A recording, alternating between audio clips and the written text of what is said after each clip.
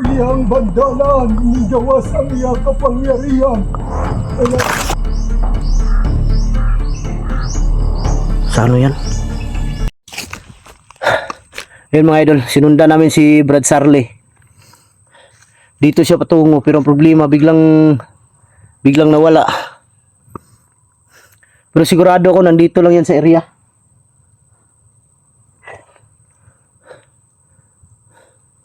Di ko alam kung bakit nagkaganon si Sarli. Hindi niya ako nakilala.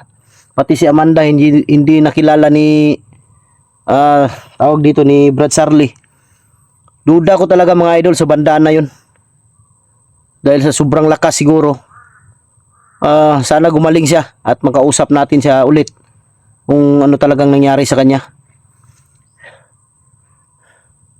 Yan. Huwag kang kumpiyansa, Amanda. Lagi ang sama ng tingin ni Amanda sa akin. Parang sama ng tingin, parang mabalik yung pagkaaswang. Relax lang.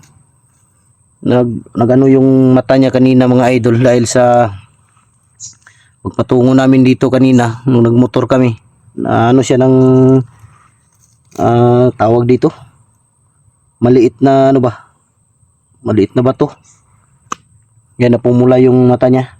Ayun mga idol, may gustong sabihin si Amanda sa harap ng kamera para matuto daw siyang matuto siyang hindi na mahiya sa harap ng kamera.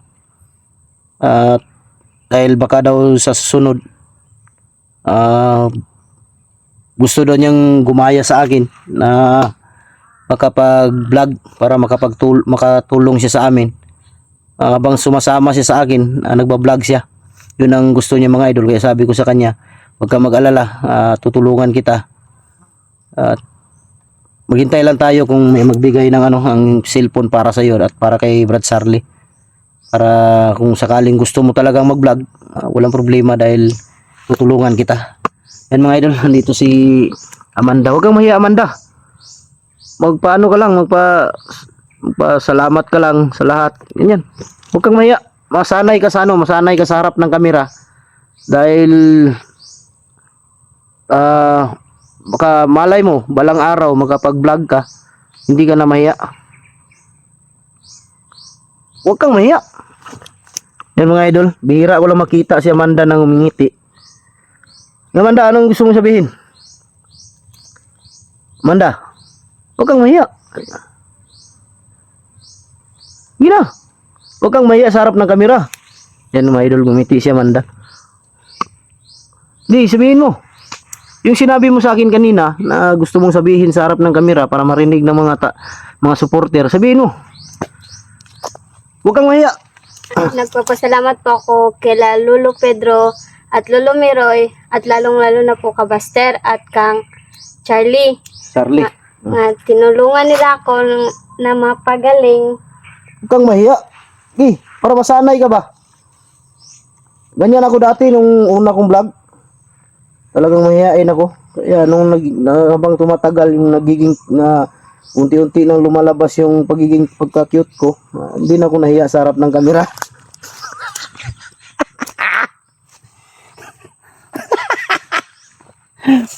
Di, wag kang mahiya. Ganyan talaga una. Ako noon nung nagsimula ako nag-vlog, talagang nahiya ako mga idol sa totoo lang pagharap sa kamera. Pero ngayon, wala na. Sobrang kapal na ng mukha. Ganyan, Amanda. Sa katagalan, kakapal din yung mukha mo. Yan mga idol, nagpapasalamat daw siya sa amin. Kay Lolo Pedro, sa Lolo Miroy sa akin. At kay Brad Sarli na natulungan namin siya mabago yung buhay niya. Gusto yun mo vlog? Gusto yun? Gusto mo palang mag-vlog, tapos naiiyak ka sa kamera. Huwag kang mahiya, masanay ka. Dahil tama yung sinabi mo na sumasama ka sa akin. Mas maganda yung may kamera ka. Kayong dalawa ni Sarli. Para siyempre may may kita din kayo ba.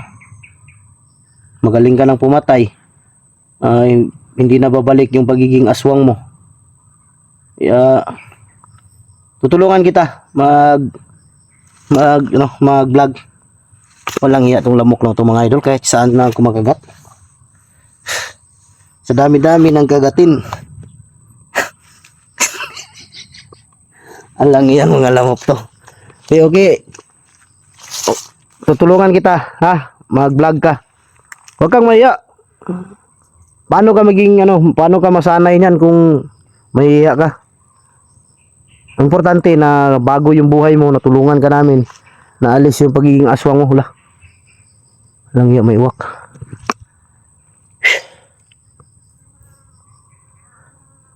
Di kailangan nating puntahan natin si tawag dito si Brad Charlie para makausap natin kung ano talaga nangyari sa kanya.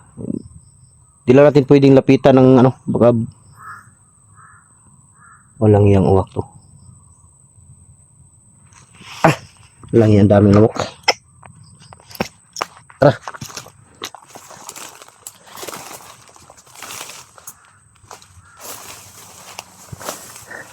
Yan mga idol, nakikiusap ako sa inyo na sana matulungan natin si Brad Charlie at si Amanda na makapagbagong buhay, makapagsimula at makapag-vlog. At kung may pera lang sana ako mga idol, wala sanang problema. Ako na lang bibili ng cellphone nila. Kaso naubos yung 1 million kong ipon.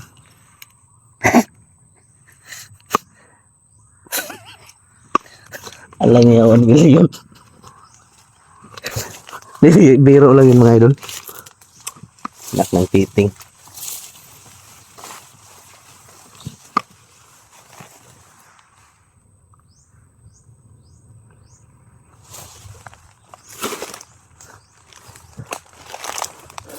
Doon tumakbo kanina si Charlie, oh. Di kayo papunta siya doon sa kubo kung saan pinatay yung kung saan may pinatay yung dalagang aswang. Ano yun? Wala ka? Wala kang piyansa, ha?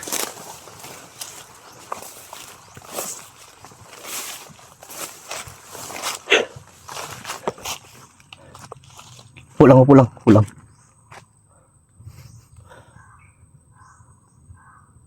Huwag kong piyansa dahil lang ang uwak nakasunod.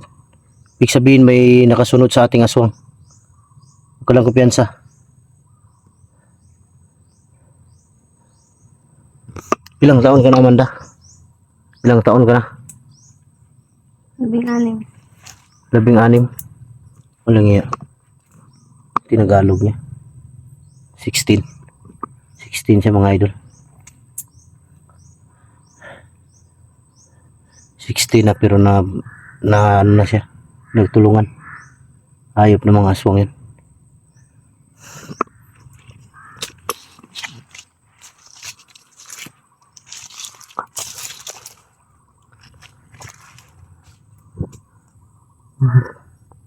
Parang may tao dyan sa baba. Dali.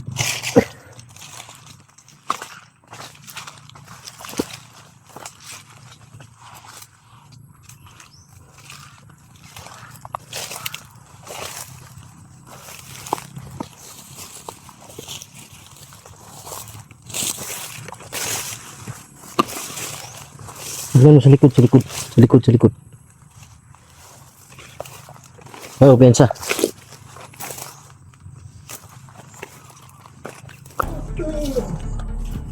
Sini. Dili ko.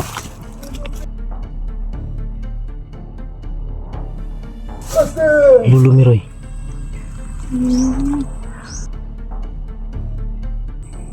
Alam niya si Lulu Miroy to. Lulu Miroy? Lulu Miroy. Lumirin na to. Lo! Nakoy pangutaan na lo ba? Doon sa mga Naunsa to si Kuan lo?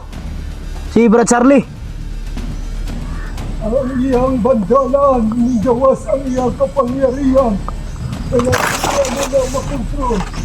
Yun mga idol, yung bandana daw. Lumabas daw yung kapangyarihan, hindi makontrol ni Brad Charlie.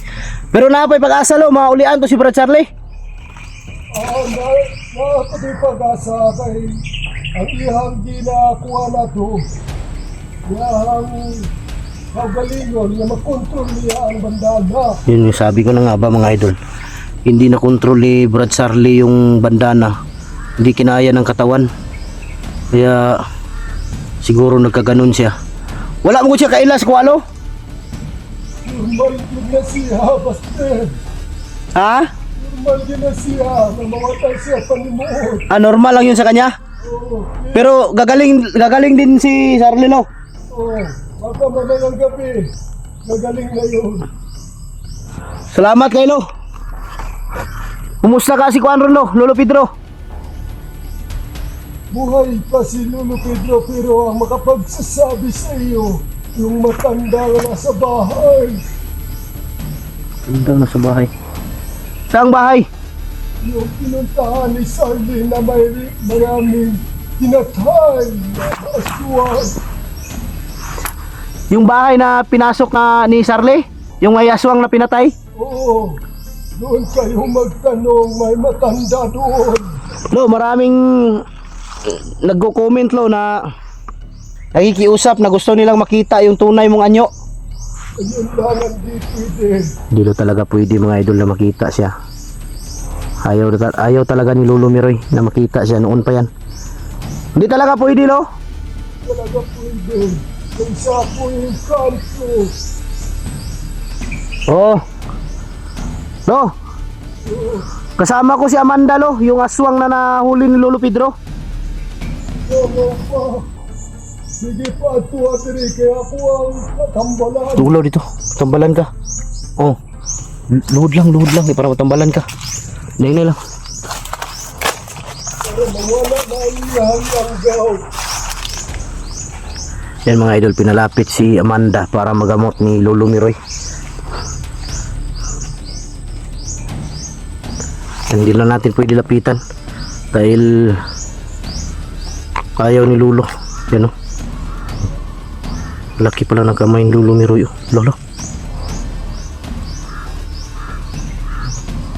Sa ano yan? Lo, natumba lagi Lo. Tinanggal ko lang yung pagkayanggam sa kanya. Tumba na, Kaya tumba. nawalan siya ng malay. Tulo na ko Lo. Ah, sige, di na ko magtagal, Buster. Aalis na ako. Oh, sige Lo, salamat kayo Lo. Sige. Lo, salamat kayo Lo. Salamat kayo. Ayun mga idol. Ayun. Pwede ka kuha ang kamera Lo? Lo? No, nawala na.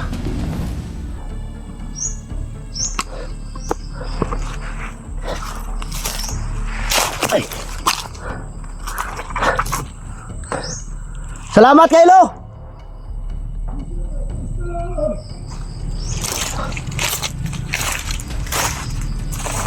Udah. Hidup ka. Hidup. Ikut lang.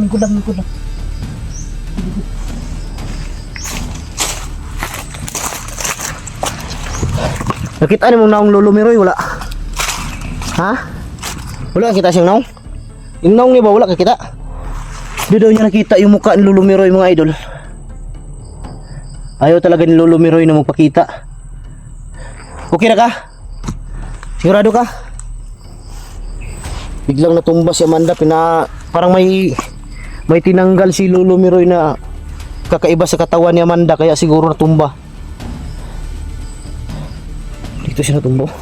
Dito si Lolo Miroy kanina oh. Kamay lang yung nakita ko mga idol, nagkaganon. Sobrang laki ng kamay ni Lolo Miroy. Malaki yung kamay. Tsaka yung paa. Parang higanti ba? Siguro malaking tao si Lolo Miroy.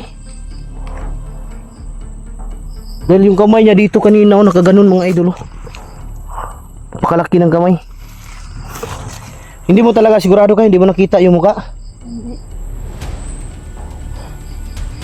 Pero yung buhok niya, anong kulay? Puti na. Kasi minsan kasi si Lolo Miroy mga idol gumagamit ng katawan ng ibang tao. Yung mag-ano siya ba? Para hindi siya makilala. Pero sa totoo lang nakita ko yan si Lolo Miroy na Pero hindi ko nakita yung mukha niya talaga. Buhok lang at saka yung biguti niya, puti lahat. Ngayon, nagulat nga ako dahil sobrang laki ng kamay. Sigurado ka, Amanda, okay na ka? Kawan mo likod eh. Tata, sundan to Charlie. Tata, dili tagi dali.